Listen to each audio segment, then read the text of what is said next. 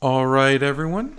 Welcome to another episode of Superhero Deep Dive. I am your host, Jason, and I hope you all have had a great Labor Day if that's something you celebrate. If not, I hope you enjoyed your day of whatever you were doing. So, welcome. um, Before I get started, let me give you my normal disclaimers because I have a good one today.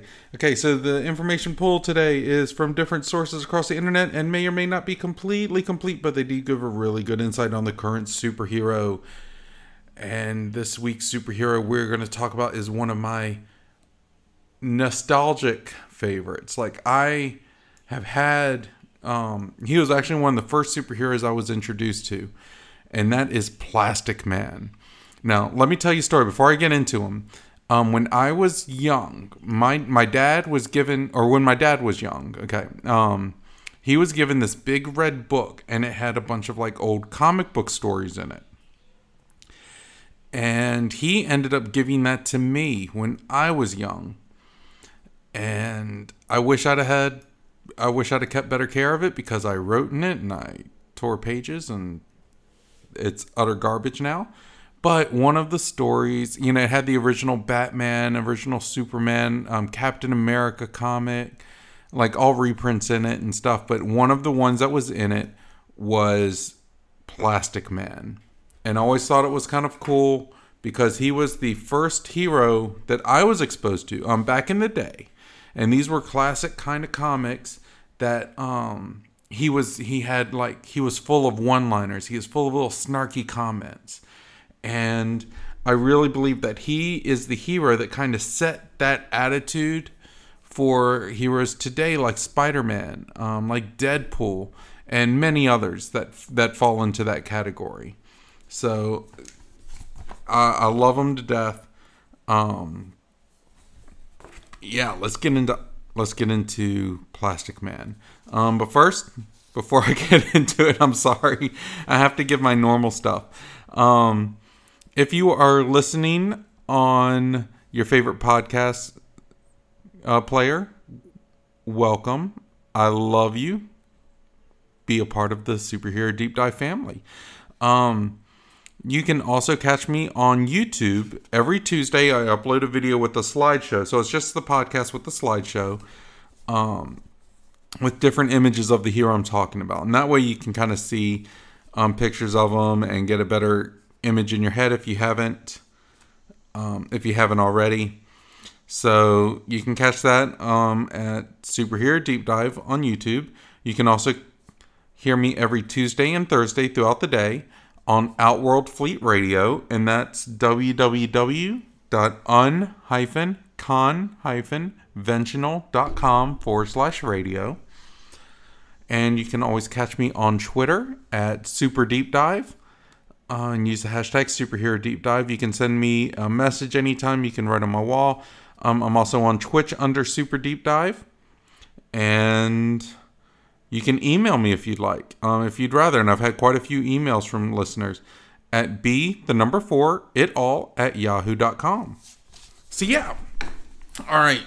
Now, Plastic Man. All right. So Patrick Eel O'Brien is Plastic Man's real name. He originally started out as a character from Quality Comics, and he was a signature character during the golden age of comic books. Plastic Man can stretch his body into any imaginable form. For example, a ball or car, whatever. His adventures were known for their quirky, offbeat structure and surreal slapstick humor. When Quality Comics was shut down in 1956, DC Comics acquired many of his characters, integrating Plastic Man into the mainstream DC universe and giving him a short-lived series in the 60s. The character starred in his own Saturday morning cartoon titled The Plastic Man Comedy Adventure Show from 1979 to 1981, and was also a recurring character on Batman the Brave and the Bold from 2008 to 2011. He was mentioned in an episode of Justice League Unlimited, but was never shown, owing the ownership rights and copyright complaints. And to get around these problems, the show used Elongated Man as a replacement. which Elongated Man is just a second-rate Plastic Man, if you ask me. And that is a hill I will die on. Although the character has never been a significant commercial success, Plastic Man has been a favorite character of many modern comic book creators, including writer Grant Morrison, who included him in his 1990s revival of the Justice League. Art Spiegelman, who profiled Cole for the New Yorker magazine. Painter Alex Ross, who has frequently included him in covers and stories depicting the Justice League. And writer-artist Kyle Baker, who wrote and illustrated an award-winning Plastic Man series. Oh, and also Frank Miller, who included him in the Justice League in the comics All-Star Batman and Robin, the Boy Wonder, and Batman, The Dark Knight Strikes Again. So I love this because he is a comic book creators go-to guy. You know, he's like I'm really into professional wrestling. And they're wrestlers that may not always be big with the fans, but they are called like the wrestler's wrestler. Like they're the ones that other wrestlers love to work with, that promoters love, you know, kind of pushing and giving them, you know, plenty of matches and good stuff because they know that it's a good character. They know that it's a good, they're always going to deliver results. And that's what Plastic Man is to a lot of creators, which is awesome. So Plastic Man was a crook named Patrick Eel O'Brien. Orphaned at age 10 and forced to live on the streets, he fell into a life of crime. As an adult, he became part of a burglary ring, specializing as a safecracker. During a late-night heist at the Crawford Chemical Works, he and his 3 fellow gang members were surprised by a night watchman. During the gang's escape, Eel was shot in the shoulder and doused with a large drum of unidentified chemical liquid. He escaped to the street only to discover that his gang had driven off without him. So they left him to die, basically. Fleeing on foot and suffering increasing disorientation from the gunshot wound and the exposure to the chemical, Eel eventually passed out on the foothills of a mountain near the city. He awoke to find himself in a bed in a mountain retreat, being tended to by a monk who had discovered him unconscious that morning. The monk, sensing a capacity for great good in O'Brien, turned away police officers who had trailed Eel to the monastery. This act of faith and kindness, combined with the realization that his gang had left him to be captured without a moment's hesitation, fanned Eel's long-standing dissatisfaction with his criminal life and his desire to reform. During his short convalescence at the monastery, he discovered that the chemical had entered his bloodstream and caused a radical physical change. His body now had all the properties of rubber, allowing him to stretch, bounce, and mold himself into any shape. He immediately determined to use his new abilities on the side of law and order, donning a red, black, and yellow rubber costume and capturing criminals as Plastic Man. He concealed his true identity with a pair of white goggles and by remolding his face. As O'Brien, he maintained his career and connections with the underworld as a means of gathering information on criminal activity. See, this is smart. This is smart. Even back then, he kept his criminal identity, and he knew that the Superman method of just putting on glasses wasn't going to work, so he actually remolded his face. Like, Superman was playing checkers, Plastic Man was playing comedic chess. Alright, Plastic Man soon acquired comic relief sidekick Woozy Wings, who was originally enchanted so that nature itself would protect him from harm. The power was eventually removed from the character, and Woozy became simply a bumbling yet loyal friend to Plastic Man. In his original Golden Age or Quality Comics incarnation, Plastic Man eventually became a member of the city police force and then the FBI. By the time he became a federal officer, he had nearly completely abandoned his Eel O'Brien identity. Plastic Man fought various enemies, with the villain Dr. Dome, not Dr. Doom, Dr. Dome, being the closest thing to an archenemy for the Golden Age version of the character. Now, back in the Golden Age, there weren't many arch nemesis, you know, or that heroes would have. You know, they kind of cycled through villains. Like this guy has a bad idea this week, and next time this person will have a bad idea. And there weren't a lot of recurring characters. So there wasn't that. And that was just a sign of the times back then. So that's one of his origins. He was kind of rebooted after the 1985 Crisis on Infinite Earths, a 1988 to 1989 4-issue Plastic Man miniseries by Phil Foglio introduced a new version of Plastic Man. Eel O'Brien, abandoned by his criminal gang after being shot and exposed to an unidentified chemical, wandered the streets as his new powers developed, frightening others and bringing the police and National Guard down on him as a dangerous monster. Eel was at first oblivious to the changes to his body, but after realizing that he was the monster at large, he used his new abilities to escape his pursuers. Eel soon became so despondent over his new condition that he attempted suicide by jumping off a bridge. Fortunately, this was interrupted by Woozy Winks, a former mental patient who was kicked out of an institution due to a lack of funding, or as Woozy would put it, something called Reaganomics, who desired nothing more than to return to the warm safety of a straitjacket and a padded room. Eel and Woozy decided to work together to capitalize on Eel's new powers and make their fortune. Eel wanted to get rich quick, and Woozy just wanted his old room back. But they couldn't decide whether there was more money in crime or crime fighting, and resorted to flipping a coin to choose serving the law, even though Woozy had his doubts.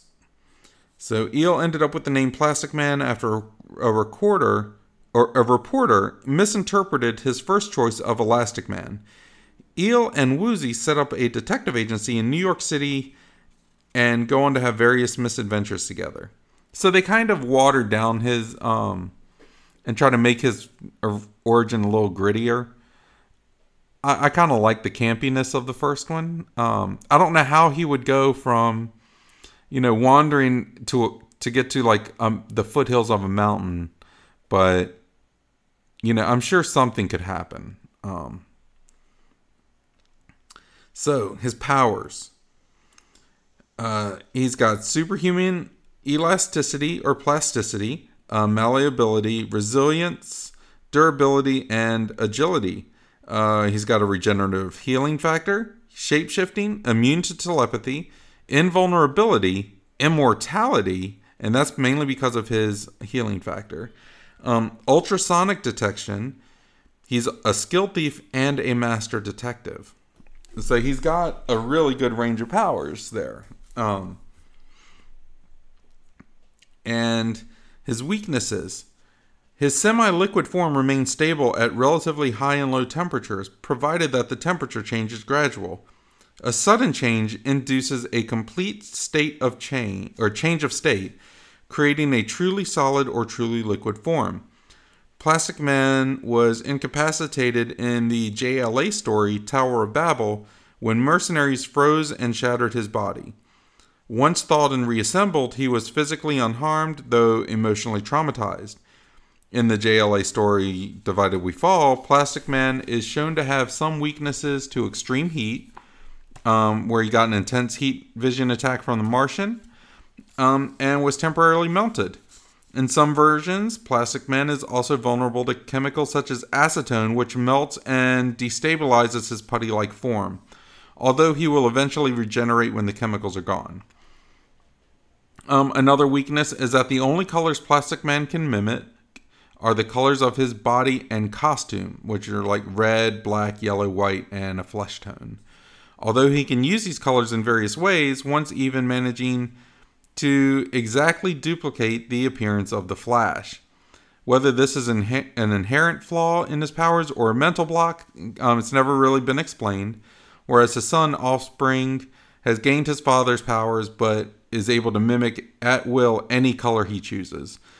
During Offspring's introduction, it was revealed that Plastic Man could change color, turning his nose blue to prove to Batman that he could. This color change, however, was possible only with a great deal of Plastic Man's concentration, even for such a very tiny area. So it sounds like it's psychosomatic, but like it's a mental block. But, I don't think that really matters too much. All right, fun facts.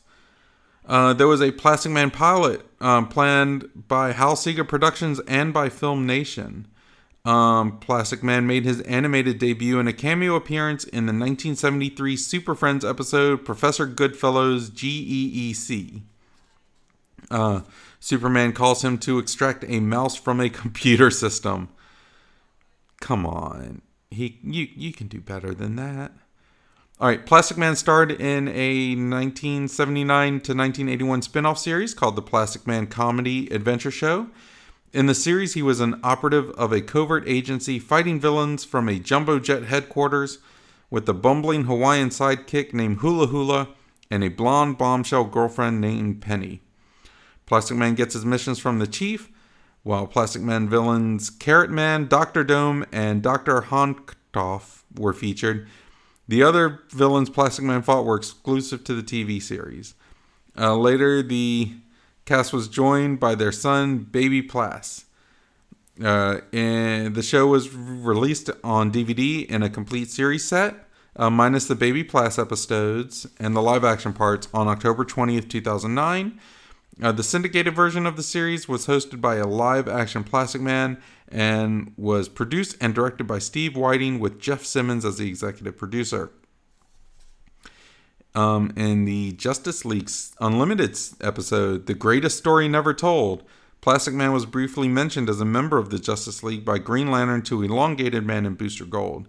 He's the only known member of the League never shown on screen. So there's that. And that's kind of a weird accolade to have, but he's got it. Warner Brothers Animation and Cartoon Network commissioned a Plastic Man television pilot episode, Puddle Trouble, in 2006. Let's see here. Cartoon Network decided not to pick up Plastic Man as a series and has never aired the episode. Puddle Trouble has been released on the Plastic Man The Complete Collection DVD set, though. I wonder if it's on YouTube.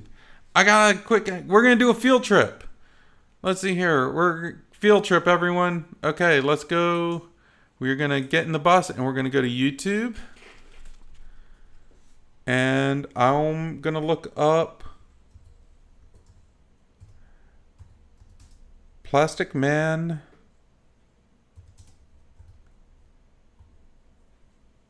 Puddle Trouble.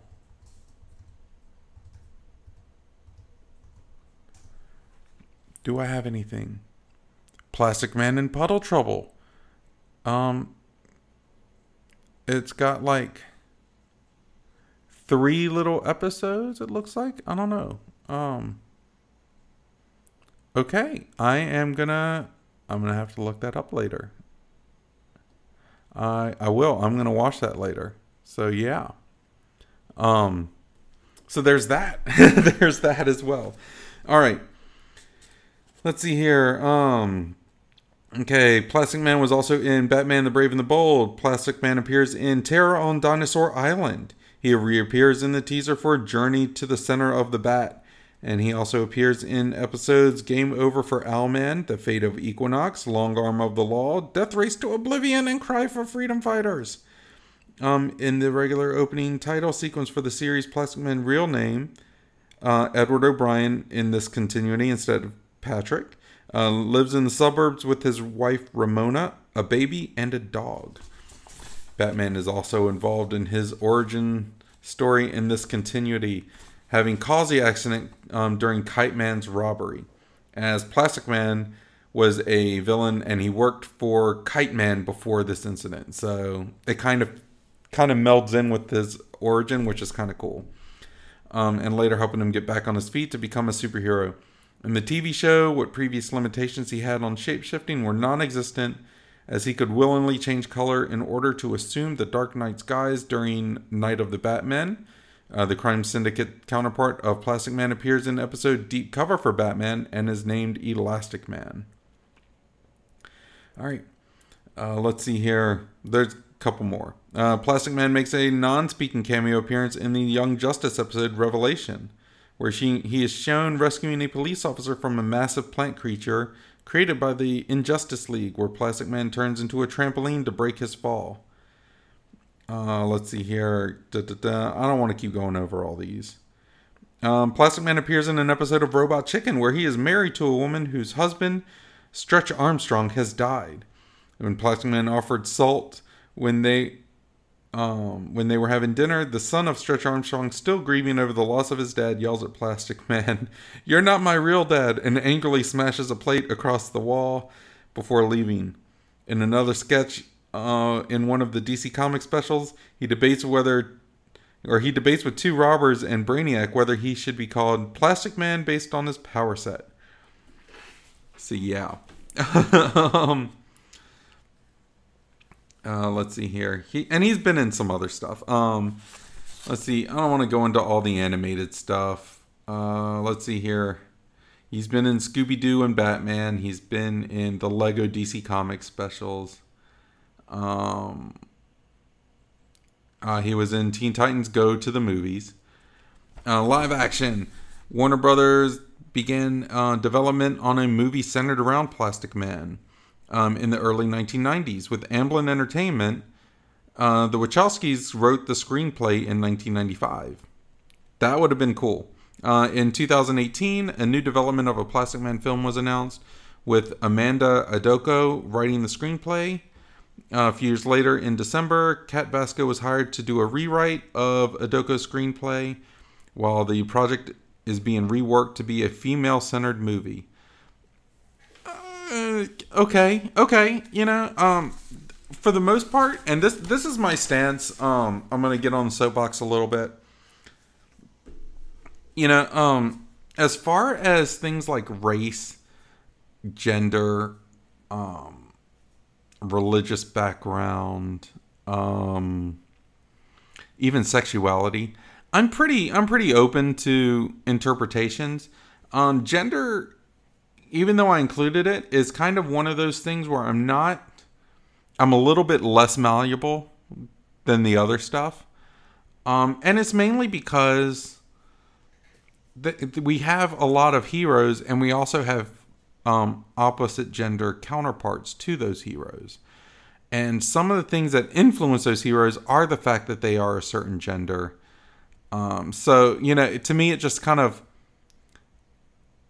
instead of taking Plastic Man and have it be female oriented, like to where there's a female Plastic Man or Plastic Woman, they should just make a new hero that is a female plastic person, you know, or something with that similar powers, and build a movie off of that, as opposed to taking someone that's already been established since freaking the 50s, you know, so a 70-year-old character, and trying to build on that and change it. So that's just my 2 cents.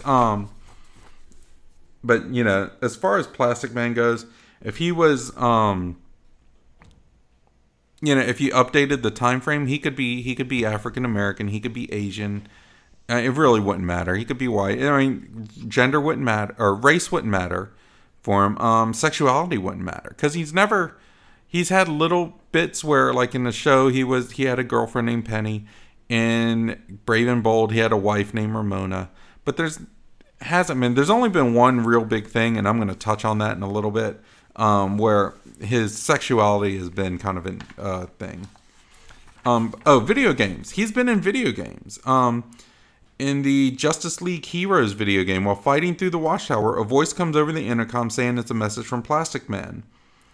And he's forgotten his keys. Awesome. Plastic Man is a playable character in Batman the Brave and the Bold video game. Plastic Man also appears as a spawnable and playable character in the Wii U only version of Scribblenauts Unmasked, a DC Comics adventure. Plastic Man appears as a playable character in Lego Batman 3 Beyond Gotham. Plastic Man appears as a playable character in Lego DC Supervillains. So there's that too. You know what? I think my printer didn't print off the last page. So, you know, that's an adventure in itself. Give me 1 second. Let me load up the document, and we'll go from there. But yeah, I had some good ideas. I think that's it for his fun facts. And I don't think there's been many relationships, so I'm not worried so much about that this week. But yeah. Let's see here. We've done powers, weaknesses, fun facts. There was a web series. Plastic Man makes a cameo in the DC Superhero Girls web series, graduating from Superhero High School. And in April 19th of 1999, there's an issue of a New Yorker, which features Plastic Man on the cover, gawking at a Picasso painting. And yeah. Yeah, that's really it. He's made little appearances here and there, but nothing other really significant. So yeah. So what do you guys think of Plastic Man so far? I mean, he's got quite a history to him, right? He's got a bunch of stuff that's been going on, which is awesome. But he's never actually played like a big role, but he could. He could though. So what do you guys think? Let me know. You can shoot me a message at, b4it all at yahoo.com. You can leave a comment on YouTube under the video for any kind of comments, critiques, reactions, request. If you have any like hero requests for me to do, I've had a couple of those. Anything like that. If I've missed any fun facts, let me know, or anything about him. But now we're going to go to like my favorite part, and this is the power expansion. This is where we go and, look into the character a little bit deeper. But first off, let me tell you how much I love this character. He's got a sense of humor. He's got more power than he knows what to do with. And his personality has always been amazing. Now, with that being said, I think the fact that he hasn't gotten a full-on movie or TV series by now is criminal. Now, I'm not talking about supporting character stuff either. I'm talking about, like, the spotlight, baby. Like, get him in there. So hear me out. His story should reflect, like, his original origin. Let's have him be in organized crime. Have him get injured and left for dead or left behind by his partners. Recover and with his powers that he gets. And reintroduce him as the bad guy, where he's in the gangster or this organized crime, and he's a superhero on the side. And I think this could really work because it'd have a cartoonish, but it's a dark appeal to it. I even said, we can even get Tim Burton to direct it because he kind of mixes the two genres so well anyway.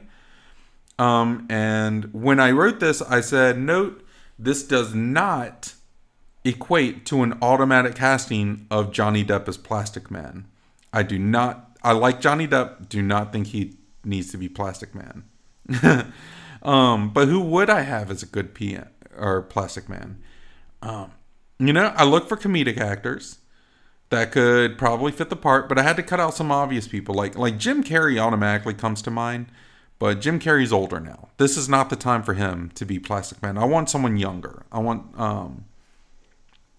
someone that we can actually build multiple shows on or a movie on, have him be part of things down the road, because we got to think long term. These superhero movies nowadays are more long term than anything. So I was thinking, I just watched the movie Jungle Cruise recently, and I really liked the actor Jack Whitehall in it. He was the brother. He had little one-liners in it. He was awesome. I think he would fit nicely. He's got a good look.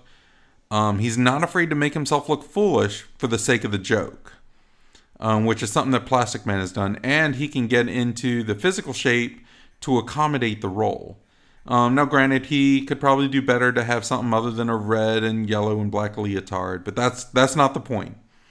I think Jack would be a great role or a great fit for a Plastic Man movie. And since it could be a bit lighthearted, maybe have Shazam make a cameo, in it. Because that way you can kind of connect the movies, connect the universes. And it'd be really funny. have Gal Gadot guest star in the end credit scene, kicking him out of her room after he shapeshifts into a chair to try to watch her undress. Now, you guys are like, oh, that's really funny. This actually happened.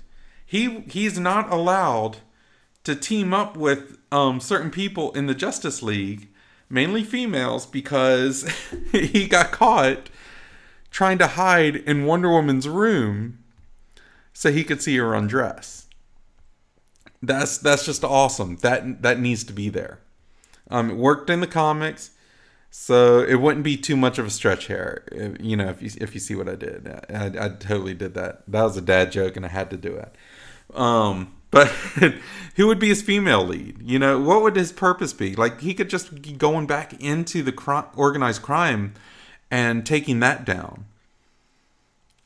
Like, there's nothing wrong with that. And then it can always expand from there. But who would be his female lead? Does he even need one? Could he have a male love interest in the movie? It's all pretty open-ended. The only thing I would say is we shouldn't have him be full on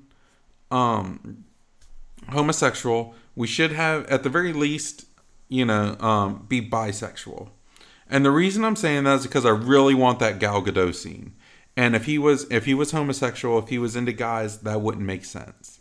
And I don't think that it would work with Batman or Aquaman or anything like that. But it could work with Aquaman. That would be funny too. Having Jason Momoa like kick him out of his room in the Justice League headquarters, or have him, like, since he can only do certain colors, he imitated the Flash one time before. So what if he shapeshifted as an extra Flash costume and did it? Like, that could be funny. That could be really funny and be a nice little homage to the comic book scene. So any of those could really work. I mean, it wouldn't matter to me because, he doesn't have to be, he doesn't even have to have a love interest either. I mean, that wouldn't be a big deal because his character is mainly comedy and he's super powerful. So that's what I'm thinking. What do you guys think? Let me know. Like I said, you catch me on Twitch and Twitter at superdeepdive, and use the hashtag superherodeepdive. You can send me an email at b4itall@yahoo.com. You can leave a comment on YouTube. Thank you all for listening. Next week I'll have a new episode. I'm working on one that recently made a movie appearance. Wink, wink. We'll see how that goes. Hopefully I have enough information on them. But yeah, until next time, guys, everyone stay safe. Stay blessed. Stay happy. Stay smart. And if you're not smart, don't get caught. All right, I will catch you all later. Bye-bye.